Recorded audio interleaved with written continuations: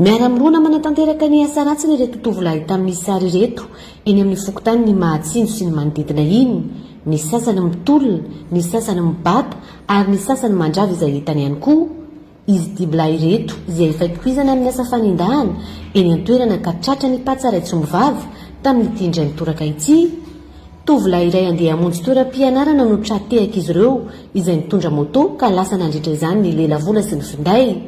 Tsy mitsitsy mihitsy araka izany izy ireo fa velo taraina avokoa izay tratrany. Tranga iray izay niseho ny 5 ny volana febroary taona 2024 teo. Nametraka fitarainana teny anivon'ny mpitandro ny filaminana ho an'ny boribory-tany fahatelo teny amin'ny tany masaja avy hatrany ilay rasibatra izay marina fa mahafantatra azy ireo tsara ka nahafahana ny sambotra azy dimolahy tamin'ny sary ireto. Fa ny fanindran-dalana tamin'izay ihany koa manjaka ny alabotra eny amin'ny manodidina ny pont ny Fitsimma iny, izany hoe eo amin'ny fiantsonan'ny botra, ka ireo arina fandrehatra indray no rasibatra amin'izany. Taterin'izy roa lahy ireto tsikelikely ny arina fandrehatra rehefa tsy eo an-toerana ny tompony. Nandritra ny fanatanterahany ny andro masom-pokon'olona fisafona izay ataon'ireo mponina sy ny mpitandro ny filaminana kosa no nahatratrarana azy ireo mbola teny ampilolohavana arina fandrehatra na charbon mihitsy. Sendronantsina tsofoka teo amin'ny tendany ary nivoaka tany amin'ny atony no voalaza fa nahafaty sy tradrano ity tovolahy 17 taona ity teny amin'ny manodidina ny croisement bloc administratif iny ny farany herinandro teo. Olona miisa 4 nitondra bajaji no voalazan'ilay vadiny fa nanatanteraka izao asa famonoana izao ka lasa tamin'izany ny finday iray. Tojiko amin'ny escalier aminay ary. Tojiko izy dia ny fisanaka. Ino ma fisanao anaka nambarako? Nambarany izaho tsy sino rehefa zaho mififoana. Nambarako. Dia niresaka zay dia nitsangana teo. Rano iny amin'izay nateriko taminay. Teo nambarany rano. Tonga misy zanakany anabavin'ny mamako zay tonga. Dia boko niteny zanakany anabavin'ny mamako iny hoe tsisy sakafo ane aho e. Mama tsy nahandro sakafo. Eo nambarako amin'izay dia niteny izy hoe atero any ranonao fa andeha tsika andeha inapaty ambany amin'ny bloky any. Amin'ny creusement bloc. Dia nandeha amin'izay zany andeha amin'ny creusement bloc. Dia nasesiko rano dia nandeha amin'ny creusement bloc. Tonga any amin'izay zay tsisy paty dia nipetraka. Dia bajaji amin'izay boka ambony any nijanona akaikinay eo.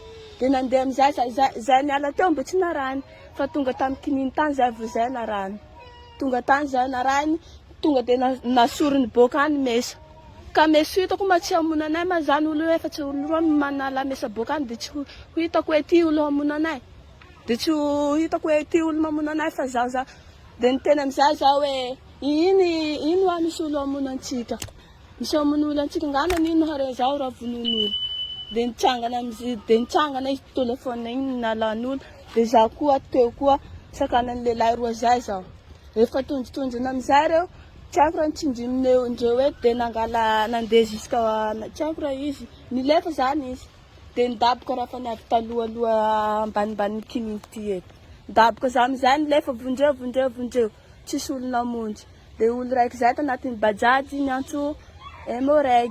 Tetsakilan'izay kosa nefa ireo fianakaviana dia gaga sy talanjona ihany satria razana efa madio tsy nahitana raha intsony novatan'izy ireo raha ny fanazavana azo be ny atoerany. Tanay mako zao zahay mbola manao marondraza fa mbola tsy hay zany le raha fa ireo mako maromaro le firesakandreo le niatrika ny zavatra io any fa satria izareo niala teto tamin'ny sivy alina zany le zalahy io dia nandeha any amin'ny boloky dia maty tany zany le zalahy io zany fa tsy nahatratra ninino fa nangala be maso zany reo, nangala polisy, nangala raha jiaby dia fa tonga zahay fianakaviana amin'ny roa maraina.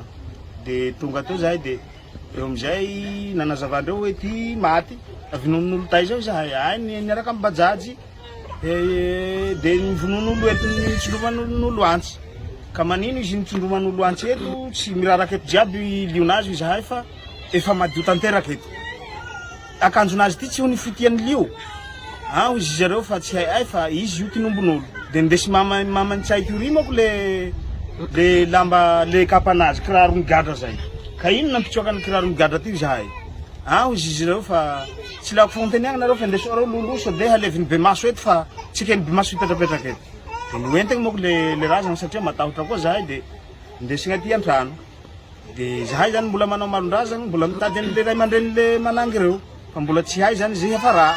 efa nametraka fitoriana eny anivon'ny mpitandro filaminana moa amin'izao fotoana izao ireo fianakaviany ka iandrasana araka izany ny tena zava-misy marina mahakasika ity raharaha na fatesana tovolahy vao eritrerina ity izay fantatra fa mipetraka ao amin'ny fokotany ny tsara raha no anosikely.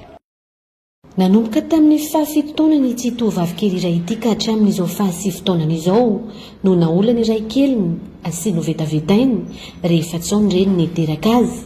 Nahitana tsy fahasalamana hatrany amin'ny lavaka famoahana maloto mihitsy raha ny fizahana izay natao ary mbola raha hoana no faty ihany koa raha manambara ny zava-misy.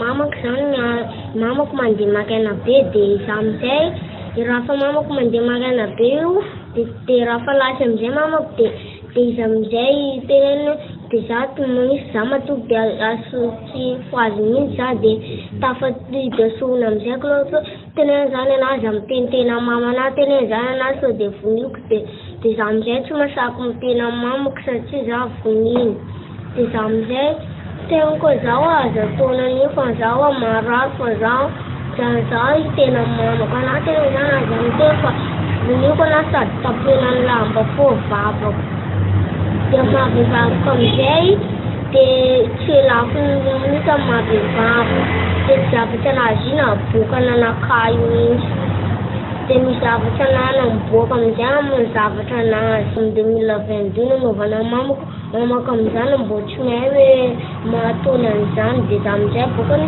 tsy mitena mamako satria izaho mavozy dia izaho amin'izay tsy mitena aminazy. Miala ao an-trano amin'ny 4 ora marana isan'andro ny renin'ity zazy ity ary mandritra izay no anararotany ity tsy mataotody anaovana ny filan-dratsiny ho kosa ny renin'ilay zazy. Zava-nisy ny zanako narary lefa narary ny zanako dia nangotaniako hoe ino mamarary aminao zaho zotra an'izao mama mama hitanao boko mama ambarao fa saninanao misy andesantsika nao adokotera hitanao boko mama ambarao fa za saninanao za nataon'ny papakeliko rasy manjary nataon'ny papakely rasy manjary anao dia naninanao sy niteny rangizay za mavozy fa za teneny anala vao mitenitena amin'ny mamanao anao voniko anao dia za mama sy masaky miteny zany sy nitenenako rangizay mama dia za niteny taminazy anao tokotra nitena aminakahy foana anao masakiny namona anao zanako nateraka ny sisakiny mamona anazy mampigady anazy ka anao sy naterakiny ovoniny tokotra miteny foana anao za mama mavozy za mama satria teneny la mitenitena mamanao anao voniko anao. Nisavetrany ny fitorohana izay natao teny anivon'ny mpitandro filaminana ka nahafahana ny sambotra ity iray kely ity izay mbola namafisiny teo anivon'ny mpitandro filaminana misahana ny zaza tsy ampy-taona. Tamin'ity volana tamin'ny volana février teo dia nahenona sy nahafantarana trangan-javatra mampalahelo teto Mahajanga zazavavy kely anankiray vao 7 taona monja no naolany iray keliny tao an-trano izay miary matory aminy isan'andro miary matory ireo mianaka io sy ny reniny zaza io ary zazakely anankiray fa rehefa lasa mivarotra ny reniny dia mivadika ao amin'ilay zanabadiny zany ilay iray keliny.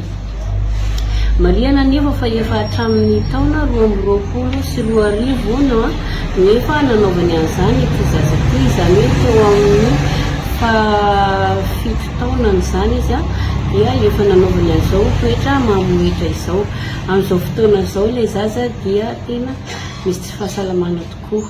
Voararan'ny lalàna ny fanaovana herisetra amin'ny zaza tsy ampy-taona tahaka izao sy manamarina izany ihany koa ka ho atolotra ny fampanaovana avy hatrany ity lehilahy ity ao aoriana ny fanadihadiana izay atao azy.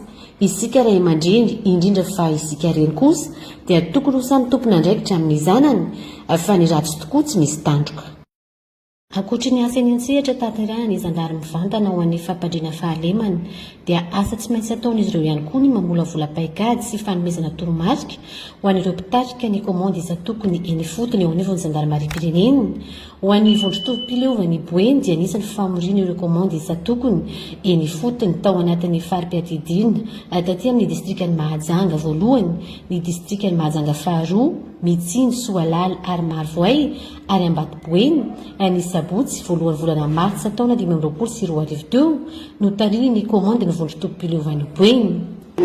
Sabotsy zany ny réunion commandant d'unité ato faritra boeny Izany hoe mizara telo zany zavatra nafa fametrana nireo directiva avy any amin'ny lehibe sy fanamafisana an'izay dia ny réorientation ny activité ny unité élémentaire any ambanivohitra sy ny manodidina dia avy eo fanamafisana ny paikady rehetra hiadina amin'ny tsy fandriampahalemana amin'ny ankapobeny.